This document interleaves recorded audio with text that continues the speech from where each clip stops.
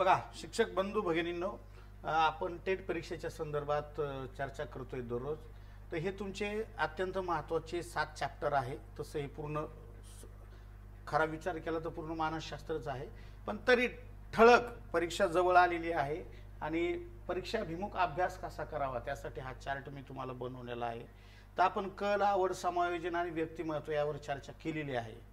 आले लक्षात? तर आपल्याला आवर्जून या टॉपिक पैकी सर्व विषयांशी संबंध असलेला आणि त्यांचा उपयोग परत इथे निर्णय क्षमतेमध्येच म्हणजे उपयोजनात्मक प्रश्नामध्ये होत असतो असे अनेक शास्त्रज्ञ हे सुद्धा आपल्याला पाहणं खूप गरजेचं आहे. साहजिकरित्या 20 प्रश्न हे तुमचे उपयोजनात्मक असणार आहे, पण 10 प्रश्न मात्र हे तुमचे शास्त्रज्ञ त्यांनी लावलेले शोध, त्यांनी दिलेले काही सुझाव यावरती 100% असणार आहेत. त्यामुळे मागच्या वर्षी सुद्धा बरेच असे काही शास्त्रज्ञ आहेत ते परीक्षेमध्ये विचारले गेले. मुळात काय माहिती का प्रश्न हा की 30 पेपर असतात, मग कुणाच्या नशिबात कोणता शास्त्रज्ञ जातो हे कळत नाही आणि मुलांचं लक्ष नेहमी गणित बुद्धिमत्तेकडे असतं म्हणून नजर चुकीने होऊन जातं ते. पण जर असा प्रश्न आला, वेळ खाऊ प्रश्न आला, तर नेमकं काय करायचं बा? सगळेच उपयोजनात्मकता आपण छान तयारी केली ह्या नेहमीपेक्षा इतर 2 परीक्षेच्या तुलनेत ह्यावेळेस मी सुरुवातीपासूनच उपयोजनात्मक प्रश्नाला लागलो होतो. त्यामुळे मला सांगा पटकन ह्या प्रश्नाचं उत्तर काय फास्ट. एखादा टॉपिक शिकवायच्या आधी त्याचे प्रश्न बघितले तर तुम्हाला सिरियसनेस येईल. म्हणून सांगा पटकन उत्तर सांगायचं काय आहे. 2014ला आला होता क्वेश्चन हा TETला. याच ढाकणीचा प्रश्न येऊ शकतो म्हणून मी आवर्जून परत तो रिपीट केलाय.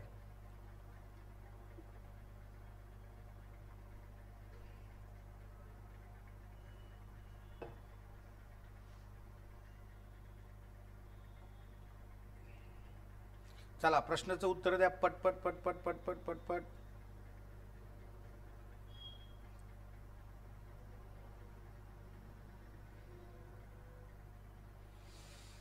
चला बघूया. तर आता तुमच्या DED BEDच्या पुस्तकातलं जे काही बांधवांनो मानसशास्त्राचा विविध शास्त्रज्ञ त्यांचं योगदान, त्यांचे ग्रंथ संपदा, त्यांनी सुझाव दिलेले जे काही पहिलं चॅप्टर आहे पूर्ण 10-12 पानाचं, त्या चॅप्टरवरचा हा काय आहे क्वेश्चन आहे. इकडे दिलेले ते म्हणतात जोड्या लावा, म्हणतात ते शास्त्रज्ञ आणि त्यांच्या व्याख्यांच्या जोड्या लावायच्या. तर हे मानसशास्त्रज्ञ आहे यांनी त्यांनी तयार केलेली ही व्याख्या आहे. तर बघा इथं ॲरिस्टॉटल. तर ॲरिस्टॉटल हे सगळ्यात जुने आणि सगळ्यात पहिले, त्याला मानसशास्त्राचा जनक म्हणतात. इथं 2017ला क्वेश्चन याच्यावर येऊन गेलेला आहे, लक्षात ठेवा. टेटला आलता बरं का. ते ॲरिस्टॉटल यांनी आत्मेविषयी विचार मांडलेले, त्यामुळे आपल्याला लगेच लक्षात येतं. मॅकडोगल यांनी मनाविषयी विचार मांडले. मन हा शब्द अत्यंत महत्त्व आहे. मानवी मन इथं आल्यामुळं बांधवणं हे दुसरं 2 नंबरचं मॅकडोगल येतं. विल्यम वुंट, आता यांनी बोधावस्था सांगितलेली वुंट यांनी, तर ही इथं बोधावस्था. आणि किंग मॉर्गन रॉबिन्स यांनी मानवेतर प्राण्यांच्या वर्तनाचा अभ्यास. वर्तनाचा अभ्यास हा वॅटसननी सांगितलेला आहे, पण प्राण्यांच्या वर्तनाचा, मानवेतर प्राणी जे आहे त्यांच्या वर्तनाचा अभ्यास हे किंग मॉर्गननी सांगितलेलं आहे. म्हणून हे असं लक्षात येतं. तर पहा अचं आहे 3, इथं अचं 3 कुठं कुठं आहे, तर अचं 3 फक्त एकाच ठिकाणी आहे. त्यामुळं पर्याय क्रमांक 1 तुमचा आहे, हे चुकलेलं आहे, हे सुद्धा चुकलेलं आहे, हे चुकलेलं आहे. म्हणजे एक जरी यापैकी शास्त्रज्ञ आपल्याला माहिती असेल तर जोड्या लावा हा क्वेश्चन तुमचा सुटू शकतो. आलं लक्षात? तर हे झालं वस्तुनिष्ठ प्रश्न, पण किचकट होता हा. CSATला असे प्रश्न विचारले जातात. तर आणखी एक असाच प्रश्न आहे पहा ह्याच प्रकरणावरचा. इथं सुद्धा तुम्हाला काही विधानं दिलेले आहे आणि हे सुद्धा क्वेश्चन हा उपयोजनात्मक जातो पहा. 2017 TET सेकंडला विचारला गेलेला क्वेश्चन होता. आणि मला असं वाटतं ह्या ढाकणीचे सुद्धा प्रश्न तुम्हाला येऊ शकतात की हे खालीलपैकी चुकीचे विधान कोणत्या शास्त्रज्ञ किंवा एखादा शास्त्रज्ञ आहे तिने लावलेलं तत्वज्ञानावर चुकीचं काय आहे, बरोबर काय आहे, परीक्षेत विचारलं जाऊ शकतं. सांगा आता मग याचं उत्तर पट दिसणी. फॉन्ट लहान झाला का? बर बर बर बर बर. तुमचं स्क्रीनला असं थोडं मोठं होऊ शकते स्क्रीन, करा.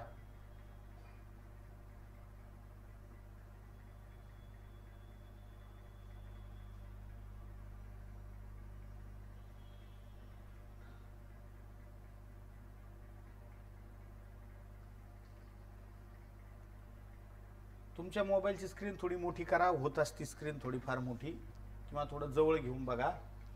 चला, जास्त वेळ नको जायला म्हणून. प्रश्न बघा, मानसशास्त्राविषयी खालीलपैकी कोणते विधान लागू पडत नाही? म्हणजे चुकीचं विधान शोधायचं आपल्याला. तर शैक्षणिक मानसशास्त्र हे अध्ययनकर्त्याची शैक्षणिक वर्तन व शैक्षणिक वातावरणाचा अभ्यास करतं. पहा, लक्षात ठेवा, चुकीचं शोधायचा. शैक्षणिक मानसशास्त्र हे अध्ययनकर्त्याची शैक्षणिक वर्तन आणि त्याचं वातावरण, अगदी बरोबर आहे. अनुवंश आणि वातावरण आणि शिक्षणाच्या संदर्भात हे विधान बरोबर आहे, लगेच लक्षात येतं आपल्या. शैक्षणिक मानसशास्त्र हे कसे शिकावावे हे ठरवते, अगदी बरोबर आहे. आणि शैक्षणिक मानसशास्त्राचे निष्कर्ष हे सार्वत्रिक दृष्टिकोन अचूक आणि काटेकोर असतात. आता शैक्षणिक मानसशास्त्राचे निकष सार्वत्रिक दृष्ट्या अचूक आणि काटेकोर असतात. अचूक आणि काटेकोर असतात हा विषय थोडी शंका आहे, कारण प्रत्येक शास्त्रज्ञ वेगवेगळं काहीतरी सांगतो. आणि शैक्षणिक मानसशास्त्र हे वर्तनवादी आहे, हे तर विधान अगदी बरोबर आहे. सगळ्यांनी वर्तनाचाच महत्त्व दिलेलं आहे. म्हणून बांधवांनो, हे विधान या ठिकाणी तुमचं काय होतंय, चुकतोय. की अरिस्टॉटल वेगळं सांगतो, मॅकडोगल वेगळं सांगतो, वॅटसन वेगळं सांगतो, प्लेटो वेगळे सांगतात. म्हणून हे अचूक आणि काटेकोरच असेल असं नाही. आता एवढा विचार करायला परीक्षेमध्ये 33 सेकंद पुरत नसतात. आलं का लक्षामध्ये? हा. आणि जर तुमचा अचूक अभ्यास असेल तर मग ते 10 सेकंदातही होऊ शकतं, पण वाचायला वेळ जातो. वाचायला काय जातो? वेळ जातो. तुम्ही तर घेतलेलंच आहे पुस्तक. तुमचे कोणी इतर मित्र मैत्रिणी असेल तर आवर्जून त्यांना सांगा. राहिलेल्या 10-12 दिवसात सहज तुम्ही 3 दिवस जरी दिले या पुस्तक वाचायला, तर हे तुम्हाला बांधवनो बऱ्यापैकी हे 30 मार्क तुम्हाला सोपे जातील. पहा, तर आता मूळ विषय आपला की प्रत्येक शास्त्रज्ञाविषयी आपल्याला माहिती पाहिजे. आता हे शास्त्रज्ञ आहे अरिस्टॉटल. तर अरिस्टॉटलवर सुद्धा प्रश्न प्रत्येक परीक्षेत येतोच, कारण हे मानसशास्त्राचे जनक आहे. तर त्यामुळं काही काय म्हणतो आपण त्याला, विषयच नाही, येणारच आहे प्रश्न. पण परीक्षेच्या दृष्टिकोनातून काय केलं पाहिजे, नेमकं वाचताना कसं वाचायचं, काय करायचं. 1-2 तास जरी तुम्ही छान दिले, तुमचा अभ्यास जर बऱ्यापैकी असेल, अनुभव असेल, तर 1-2 तासात सुद्धा तुमचे 2-4 चॅप्टर चांगले होऊ शकतात. आजकाल मुलं नुसतं पुस्तक घेऊन बसते किंवा मोबाईल घेऊन बसते, मग असं केल्याने होणार नाही. तर बघा, अरिस्टॉटल यांनी पहा आत्म्याचा अभ्यास केलेला आहे. म्हणून मी इथं आवर्जून केलं, अरिस्टॉटलचा आत्मा. आणि कालखंड हा प्राचीन आहे, म्हणजे पहिला शास्त्रज्ञ. म्हणजे ह्या ओळीतच ह्या शास्त्रज्ञाचा पूर्ण अभ्यास होऊन जातो. मग आपण डीपमध्ये जर गेलं तर अरिस्टॉटल कोणत्या देशाचे? हे ग्रीस या देशाचे आहे. त्यांनी कधी ग्रंथ लिहिला? तर इसवी पूर्व 300 मध्ये ग्रंथ लिहिला. त्या ग्रंथाचं नाव काय? तर डी ॲनिमा हे त्यांच्या ग्रंथाचं नाव. मग डी ॲनिमा हे झालं इंग्लिशमध्ये नाव. त्याला मराठीत काय म्हणतात? तर त्याला म्हणतात आत्म्याविषयी. मराठीत काय म्हणतात? आत्म्याविषयी. मग मानसशास्त्राची पहिली व्याख्या ह्या व्यक्तीने केलेली आहे. काय ती व्याख्या? मानसशास्त्र म्हणजे आत्म्याचे शास्त्र. ज्या शास्त्रात कशाचा अभ्यास केला जातो? मानसशास्त्राचा अभ्यास केला जातो किंवा आत्म्याचा अभ्यास केला जातो, त्याला मानसशास्त्र असं म्हणायचं. आत्म्याचे शास्त्र ते मानसशास्त्र ही जगातली पहिली व्याख्या आहे. मग प्रत्येक जणाने आपापलं डोकं लावलेलं आहे, आलं लक्षामध्ये. मग असं करत करत करत करत इथं 10-12 शास्त्रज्ञ आपल्याला पाहिजे. मग एकच डोक्यात ठेवायचं.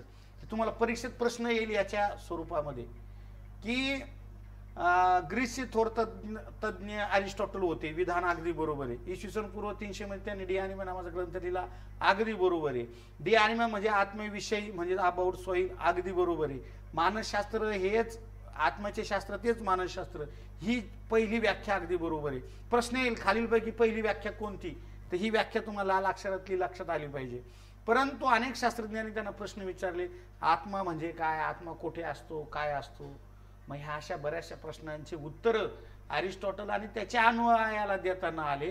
त्यामुळे ही व्याख्या लोप पावली आणि नंतर दुसरी व्याख्या काय झाली बांधवांनो? आली. मग ती व्याख्या काय आहे ती आपल्याला या ठिकाणी पाहिजे.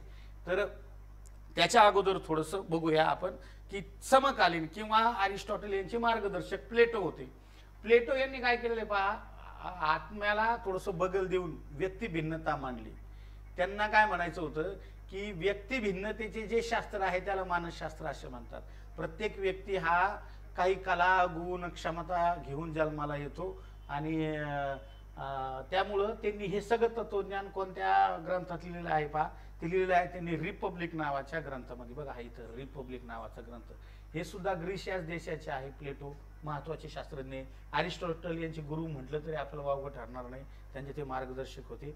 व्यक्तिभेदाची व्यक्ती भिन्नतेची काय केलेली त्यांनी विचार मांडलेले आहे हे आपल्याला लक्षात येतात. त्यांचं वैशिष्ट्य त्यांना असं सांगायचं की छंद, आवड हे गुणधर्म लक्षात घेऊन तुम्ही काय केलं पाहिजे, बालकाला शिकवलं पाहिजे. मुलांच्या संदर्भात सगळ्यात पहिले विचार मांडणारा शास्त्रज्ञ अत्यंत महत्वाचं. अरिस्टॉटलचा ग्रंथ होता डी ॲनिमा, हा प्लेटोचा ग्रंथ आहे रिपब्लिक. कधी ग्रंथावर सुद्धा प्रश्न विचारले जात असतात, तर हे डोक्यात ठेवायचं. आलं लक्षात? तुमचा थॉर्नडाईक, तुमची पियाजे हे सुद्धा शास्त्रज्ञ तुम्हाला ह्या परीक्षेत येऊ शकतात. असं नाहीये डायरेक्ट की सगळं उपयोजनात्मक त्यामुळे आपण तर ते केलंच आहे उपयोजनात्मक, पण आणखीन सुद्धा आपला अभ्यास करावा. माझी अशी इच्छा आहे की तुम्हाला माझ्या विषयात 30 पैकी 30 मार्क पडावे. आता पुढचा जो शास्त्रज्ञ आहे क्विटिलियन पहा, तर याने चिकित्सक अभ्यास चालू ठेवला, पण तरुण वयातच बघा अशा तरुण वयात त्यांचा मृत्यू झाला. त्यामुळे यांनी जास्त शोध लावलेले नाही. फक्त लक्षात ठेवायचं की युरोपियन देशामध्ये जे काही शिक्षण तज्ञाची किंवा युरोप खंडाची चळवळ सुरू केली ह्या व्यक्तीने केली. चिकित्सक अभ्यास त्यांनी चालू ठेवला, पण विधान कुठलं नव्हतं त्यांचं. त्यानंतर पहा मॅकडुगल अत्यंत महत्वाचं आहे. आपल्याला उपयोजनात्मक प्रश्नामध्ये सुद्धा कल आवड समायोजनामध्ये मॅकडुगलचं आवर्जून उल्लेख आपल्याला आढळतो. तर आत्म्याविषयीचे प्रश्न न मिळाल्यामुळे ह्या मॅकडुगलने काय केलं, पुढे संशोधन सुरू ठेवलं आणि त्यांनी व्याख्या केलेली पहा, मानवी मनाचा अभ्यास करणारे शास्त्र म्हणजे मानसशास्त्र, सायन्स ऑफ माइंड अशी त्यांची व्याख्या आहे. आणि पण यांना सुद्धा काही अपयश आलेलं आहे की मन म्हणजे काय, ते कोठे राहतं. जसं आत्म्याला प्रश्न पडले तसे मनाला पडले, पण ही मानवी मनाचं अगदी महत्वाचं आहे. त्यामुळे लक्षात ठेवा ही व्याख्या, मानवी मनाचे अनुभव मिश्रित व वर्णनात्मक शास्त्र. अनुभव मिश्रित आणि वर्णनात्मक शास्त्र ही व्याख्या लक्षात ठेवायची. अरिस्टॉटल आलं की आत्मा, मॅकडुगल आलं की मानवी मन. म्हणजे अरिस्टॉटलचं अ म्हणजे आत्मा, म म्हणजे मॅकडुगलचं म, म्हणजे दोन्ही शब्द कळतात. जर रिकाम्या जागा किंवा जोड्या लावा आलं रे आलं तर तुम्हाला उत्तर आले पाहिजे. विल्यम वुंट पहा.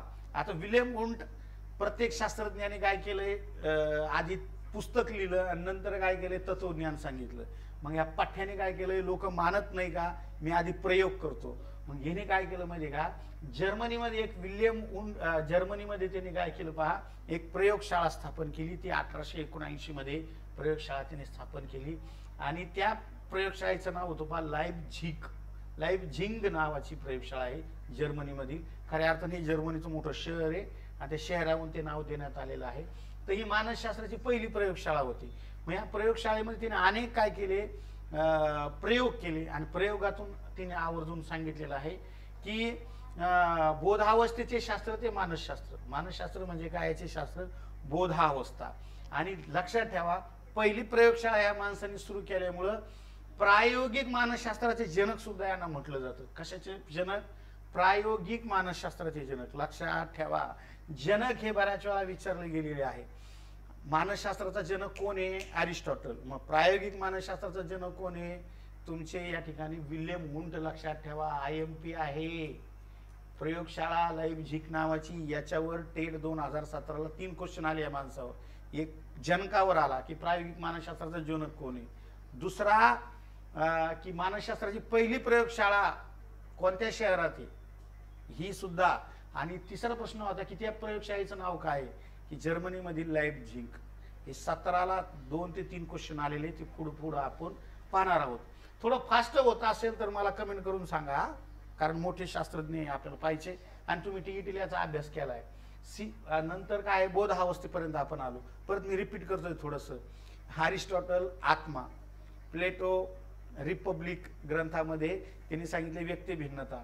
तुमचा क्विटिलियन चिकित्सक अभ्यास सुरू केला, मॅकडुगल यांनी मानवी मनाचा केला, विल्यम वुंट बोधावस्था, आणि ही अबोधावस्था म्हणजे माणूस हा झोपताना सुद्धा कुठल्या तरी अवस्थेत असतो, तर त्या झोपीच्या अवस्थेला किंवा कोमातल्या अवस्थेला अबोधावस्था म्हणतात. की बोध जास्त होत नसतो, परंतु आतमधले जे काही इंद्रिय आहे सगळे, श्वास घेणे, स्वप्न पडणे, पोटामध्ये गुडगुडणे, आलं लक्षात, हे सगळ्या क्रिया सुरू असतात, याला बोधावस्था असं आपण म्हणतो. प्रसिद्ध शास्त्रज्ञ सिग्मंड फ्राईड यांनी बोधावस्था व अबोधावस्था या दोघांचाही छानसा अभ्यास केलेला आहे. आणि यांनी आवर्जून काय सांगितलंय, मग मानसशास्त्र हे कशाचे शास्त्र आहे? अबोधावस्थेतील अनुभवाचे शास्त्र आहे. म्हणजे उदाहरणार्थ तुम्ही ते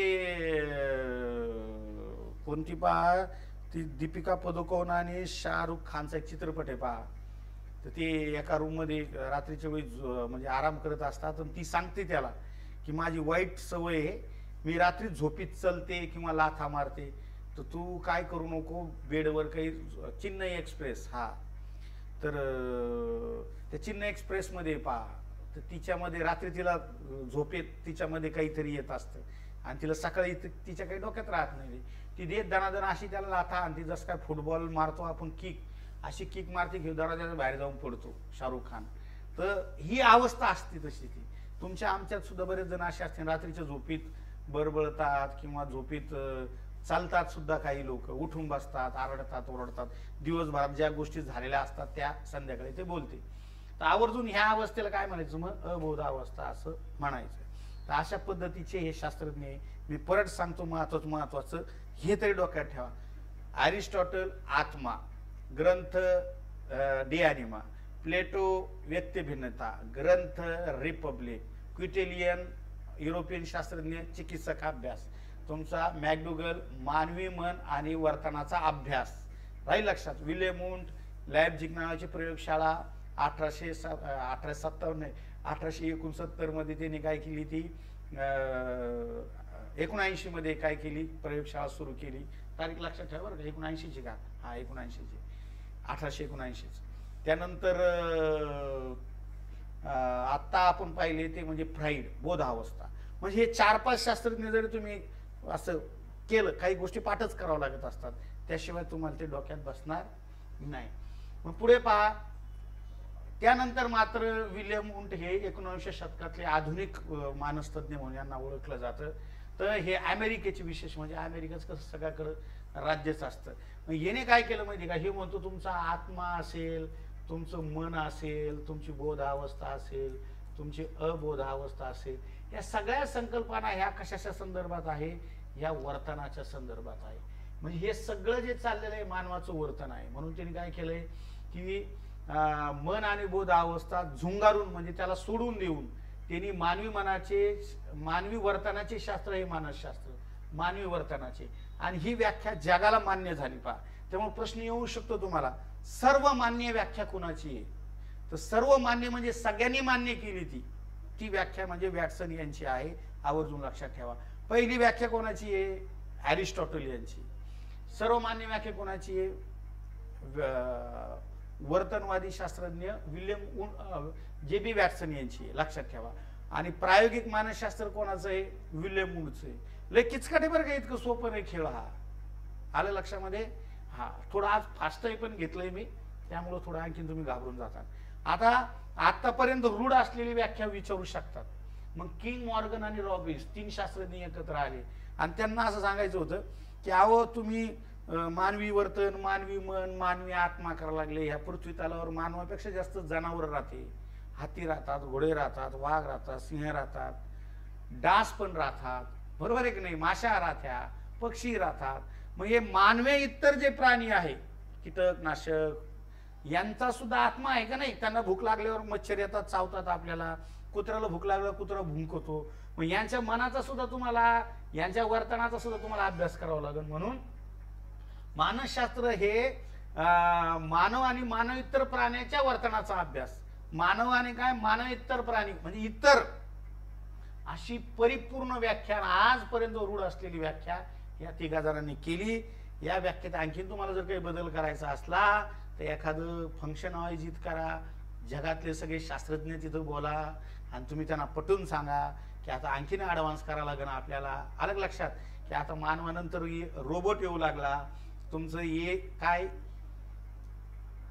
AI नावाची संकल्पना येऊ लागली, ती बघा. मग त्या रोबोटचा सुद्धा तुम्हाला खरंच विचार करायचा आहे का, की ती मशीन आहे, ती मशीनीचा ती काय करू शकते वगैरे वगैरे, त्याचं काही मानसशास्त्र जोडता आलं तर बघा आणि व्याख्या आणखीन तुम्ही वाढवू शकता भविष्यात. पण ते करावं लागेल तुम्हाला, तिथपर्यंत जावं लागेल.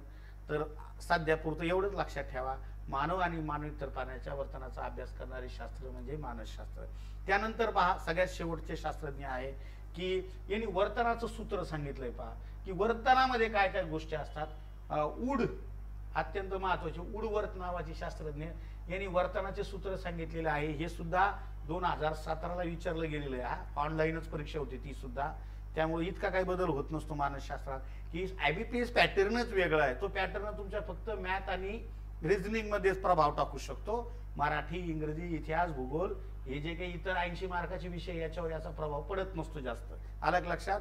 फक्त काय असतं ऑनलाईन क्वेश्चन ज्या प्रश्नाचं उत्तर 33 सेकंदात खरंच निघू शकतं असेच क्वेश्चन तिथं टाकले जात असतात. अलग लक्षात. तर बघा पुढं. आणि जे हार्ड क्वेश्चन आहे ते फक्त 25% असतात, जास्त नसतात, की ज्यात तुमचा वेळ गेला पाहिजे. मग त्याच्याकरता आपल्याला आलं पाहिजे ना जगातला सगळ्यात उत्कृष्ट खेळाडू सचिन तेंडुलकर आहे. मग आता प्रत्येक बॉलला 6 थोडी मारित असते. जर एखादा बॉल यार्कर असेल आणि आपल्याला ते जर हँडल करता येत नसेल तर प्लेड करावा लागतो. एखादा बॉल थोबाडायला लागत म्हणून कधी कधी खाली बसावं लागत असतं. मग तसंच क्वेश्चनचं असतं. ह्या क्वेश्चन सोडण्यात आपली अवकात आहे का, आपला तसा अभ्यास आहे का, तशी स्किल आहे का. म्हणून कधी कधी काय करावं लागतं, क्रिकेटमध्ये काही बॉल असे सोडून द्यावे लागतात. मग तसं सुद्धा तुम्ही सोडून द्यायला कळा. कारण तुम्ही 150 क्वेश्चन जरी सोडले आणि त्यातले 130 मार्क जरी तुम्हाला पडले तरी तुम्ही मास्तर होणार. हो. आणि दरवर्षी असणार आहे. लय घाबरू नका बाई मग आता झाली तर परत येते की नाही येते.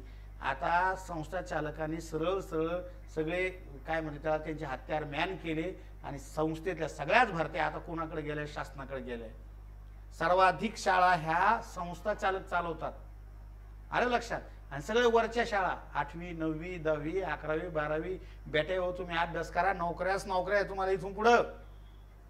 तर बघा आवर्जून तुम्हाला सांगायचं वुडवर्थ यांचं कार्य. वुडवर्थ यांनी वर्तनाचे सूत्र सांगितले. मग आता त्यांनी हे सूत्र दिलेले B=S-O-R. आता बी म्हणजे काय, बिहेवियर. बिहेवियरला मराठीत काय म्हणणार आपण, वर्तन म्हणणार. मग वर्तन काय असतं, स्टिम्युलेट म्हणजे उद्दीपक, आणि ओ म्हणजे काय ऑर्गॅनिझम, आणि आर म्हणजे काय तुमचं रिस्पॉन्स. तर याचं सहज असं मराठी सूत्र तयार होतं. वर्तन बरोबर उद्दीपक अधिक जीव अधिक प्रतिक्रिया. तुम्हाला ह्या जीवाला जर तुम्ही काही उद्दीपक दाखवले तर ते जीव काहीतरी प्रतिक्रिया करतं. लहान मुलगा रडतोय, तुम्ही त्याला मोबाईल द्या ते शांत बसन, तुम्ही त्याला चॉकलेट द्या ते शांत बसेल. कुत्रा भुंकतोय, तुम्ही त्याला पोळी द्या बिस्किट द्या तो शांत बसेल. त्या जीवाला काहीतरी उद्दीपक द्या. मी म्हणतो नेहमी आधी तुम्हाला मी प्रश्न दाखवले आवर्जून, का तुम्हाला ते सिरियस वाटावं हे प्रकरण. म्हणून आधी काहीतरी उद्दीपक दाखवावं लागतात तेव्हाच क्रिया घडू शकते. असं कोणाचं म्हणणं आहे, ह्या वुडवरचं म्हणणं आहे. मग म्हणा सर परीक्षेत काय येईल, परीक्षेत हेच येईल ताई की खालीलपैकी सूत्र कोणाचं आहे. Behaviour is equal to stimulate dash organism dash response. हे कुणाचं सूत्र आहे, हे आहे वुडवर्थ यांचं. मराठीत सुद्धा येत असतं. तर मराठीत येईल वर्तन बरोबर उद्दीपक अधिक जीव अधिक किंवा डॅश, वर्तन डॅश जीव डॅश प्रतिक्रिया. तुम्हाला प्रतिक्रिया जर मिळवायची असेल तर या दोन क्रिया अत्यंत महत्वाच्या आहेत. सजीवालाच उद्दीपक दाखवत असतो आपण. आलं लक्षात. हा उदाहरणार्थ नाही का, एखादी महिला मंडळ समजा रुसली तर तिचे मिस्टर आले म्हणतात, ए बाबू सोन्या ए पिलू असे करू नये, हो की नाही. आता हे जास्त मी लहान बाळासारखं म्हटलो, पण थोडं वेगळ्या पद्धतीनं मिस्टर बाबू बाबू सोन्या सोन्या पिलू पिलू असं काहीतरी हाका मारत असते. तर हे सुद्धा एक प्रकारचं काय आहे, हे तुमचं उद्दीपकच आहे. मग त्या बाईला थोडासा काय येतो, थोडा तिला आनंद वाटतो, ती थोडंसं विसरून जाते. आलं लक्षामध्ये. किंवा लहान बाळ बघा ना, लहान बाळ असंच करत असतं. लहान बाळ बऱ्यापैकी त्याला सोन्या मोन्या असं काही म्हणलं का त्याला बिचाराला राग आलेला ती विसरून जातं. असं काहीतरी तुम्ही पोराला म्हणत जा लहान लहान. आलं लक्षात वर्गातल्या. बर मग आता माझा एक असा अंदाज आहे की बरेच शास्त्रज्ञ तुम्हाला जनक परीक्षेमध्ये विचारले जातील. ते मानसशास्त्राचे जनक कोण आहेत, अरिस्टॉटल आहे. लक्षात ठेवा. आता आपण पाहिलेलं आहे. इथे तुम्हाला 10-12 जनक मी दाखवणार आहे की मागच्या वेळेस अरिस्टॉटल विचारलं, त्यावेळेस दुसरा विचारला जाऊ शकतो ना. शैक्षणिक मानसशास्त्राचं माहिती पाहिजे. मग हर्बाट आणि पेस्टॉलॉजी मांडलं जातं. लक्षात ठेवा. पेस्टॉलॉजी आणि हर्बाटला मांडलं जातं. तुमच्या बाल मानसशास्त्राचा जनक सुद्धा हर्बाटला मांडलं जातं. लक्षात ठेवा.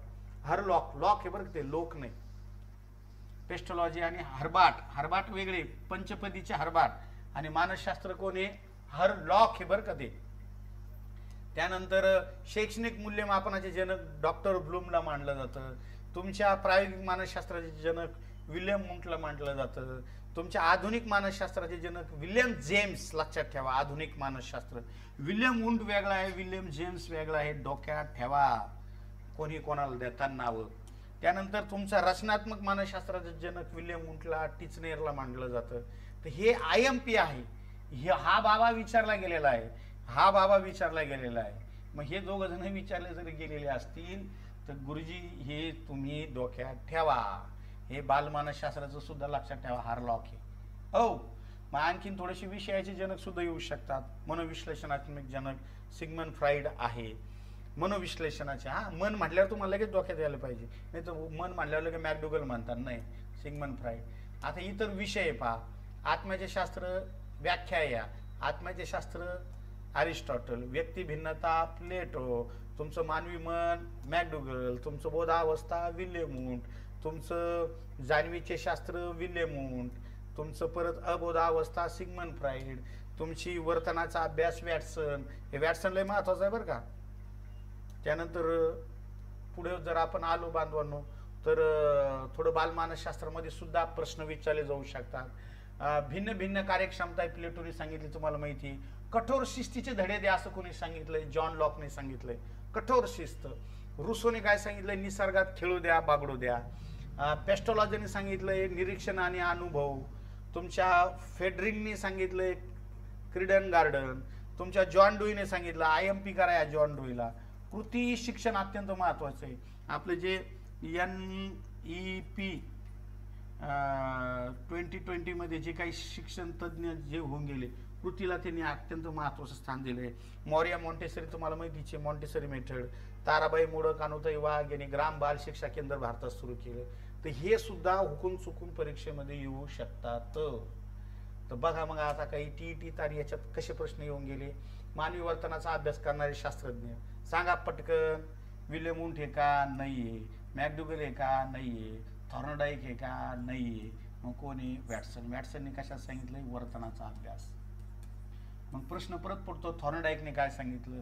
थॉर्नडाईकने सांगितलेलं आहे प्रयत्न प्रमाद उपपत्ती. प्रयत्न प्रमाद उपपत्ती सांगितली. उपपत्ती ऐ ऐ हा, थॉर्नडाईकने प्रयत्न प्रमाद उपपत्ती असा शब्द आहे, उपपत्ती. त्याच्यानंतर याने परत काय सांगितलेलं आहे पहा, बुद्धिमत्तेच्या संदर्भात द्विघटक सिद्धांत सांगितलेला आहे. कोणी, द्विघटक किंवा त्याला समान घटक सुद्धा म्हणतात. समान अंश उपपत्ती सांगितलेली बुद्धिमत्तेच्या संदर्भामध्ये. खूप मोठं कार्य बरं काय माणसाचं. थॉर्नडाईक परीक्षेला येऊ शकतो. त्याने का मांजरेवर प्रयोग केले होते त्याने आणि सांगितलं होतं चुका शिका, चुकाचं प्रमाण कमी करा. जबरदस्त माणूस आहे. विल्यम वुंट तुम्हाला माहिती आहे, विल्यम वुंटने काय केलेलं आहे की बोधावस्था सांगितलेली आहे. हे पटकन लक्षात आलं पाहिजे. मॅकडुगलने मानवी मन सांगितलंय, मन, मानवी मन. हे असा अभ्यास आपला झाला पाहिजे. तुम्ही म्हणता TETचे क्वेश्चन येणार नाही. अरे पण जे 4 खाली पर्याय दिलेले आहे त्याचा अभ्यास करा ना येड्या हो. ते येऊ शकतं ना हुकून चुकून. आणि ती परिषदेचेच क्वेश्चन आहे ने. आणि जरी तुमची परीक्षा कोण घेतंय, काय म्हणू आपण त्याला, IBPS घेतंय, परंतु IBPS त्यांना संविधान टाकता देईल ना, असे टाका, हे क्वेश्चन टाका. हा क्वेश्चन तुम्ही पाहिलाय, याचं काय बांधवणं उत्तर आहे. इथे लगेच आपल्या डोक्यात येतं ना, अरिस्टॉटलचं आणि आत्म्याचं मॅकडुगलचं मनाचं आलं लक्षात. हे 2 आले की बाकी सगळे येऊन जातात. अशा पद्धतीने आपल्याला पुढे जायचंय. हे सुद्धा बघितलं आपण की या ठिकाणी अचूक आणि काटेकोर नसतं मानसशास्त्र. प्रत्येक जण काय करते, आपापले विचार मांडत असतं. पुढे पहा, 2017ला आलेला क्वेश्चन, टिंबटिंब हा मानसशास्त्राचा जनक आहे. मग कोणी, हा तुमचा बांधवांनो अरिस्टॉटल हा मानसशास्त्राचा जनक आहे. त्यानंतर मन ही कोरी पाटी असं कोणी म्हटलंय, मन ही कोरी पाटी असं कोणी म्हटलंय सांगा. मग आपण प्लेटोमध्ये पाहिलं नाही, अरिस्टॉटलमध्ये पाहिलं नाही, मग ह्या दोघात लावा डोकं. कोणी म्हटलंय मन ही कोरी पाटी, सॉक्रेटिसने म्हटलेले. अरिस्टॉटल सॉक्रेटिस याचं उत्तर आहे, अरिस्टॉटल नाही. पर्याय क्रमांक 2 उत्तर याचं. मनाचा काही संबंधच आणला नव्हता अरिस्टॉटलने. सायकोलॉजी प्रयोगशाळा कोणी म्हटलंय सांगा? सायकोलॉजीची पहिली प्रयोगशाळा कोणी म्हटलंय? कोणी केली सायकोलॉजी पहिली शाळा? म्हणजे सायकोलॉजी म्हणजे काही मानसशास्त्राची पहिली प्रयोगशाळा. मानसशास्त्र सांगा, पहिली प्रयोगशाळा माहिती आहे तुम्हाला? विल्यम वुंटने केलेली आहे. कुठं केली? जर्मनीमध्ये. कधी केली? 1879 मध्ये. परत प्रायोगिक मानसशास्त्राचा पिता म्हटलंय. तेच प्रश्न रिपीट झाला होता 17 मध्ये. विल्यम वुंट नाव आहे त्याचं. असे तिथं स्पेलिंग मिस्टेक येतात बरं का त्यांनी याच्यामध्ये. कशामध्ये? ऑनलाईन परीक्षेमध्ये. अशा पद्धतीने बांधवणं हे चॅप्टर आपण इथं काय केलेलं आहे, बघितलेलं आहे. तर आवर्जून तुम्हाला सांगायचं आहे की व्यवस्थितरित्या अभ्यास करा, परीक्षाभिमुख अभ्यास करा. 1-2 तासात सुद्धा 4-5 चॅप्टरचा अभ्यास होऊ शकतो. लेक्चर आवडलं म्हणजे तुम्हाला आवडणारच आहे. त्यामुळे तुमच्या इतर बांधवांना, भगिनींना आवर्जून सांगा. आमच्या सरांची स्वतंत्र बॅच आहे, तीही घेऊ शकता किंवा तुम्ही पुस्तकही घेऊ शकता. ठीक आहे, एवढं बोलून थांबतो. धन्यवाद.